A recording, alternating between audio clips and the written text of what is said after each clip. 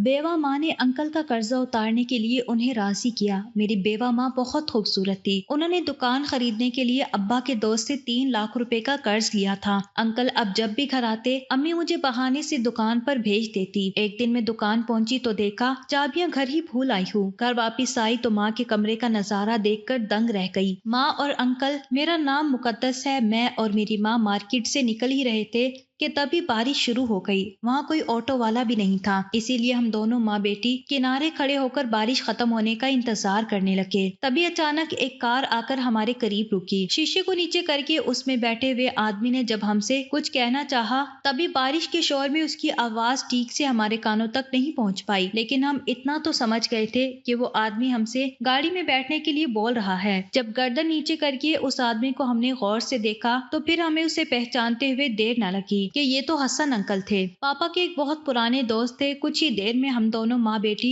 Hasan uncle की गाड़ी की पिछली सीट पर बैठे हुए थे। हसन अंकल कभी हमारे पड़ोस में ही रहते थे, लेकिन कुछ साल पहले ही ये कॉलोनी छोड़कर करीब की एक महंगी सोसाइटी में रहने के लिए चले गए थे। हमारे बैठने के बाद गाड़ी स्टार्ट करते हुए हसन अंकल ने पूछा, भाभी घर में सब ठीक तो है?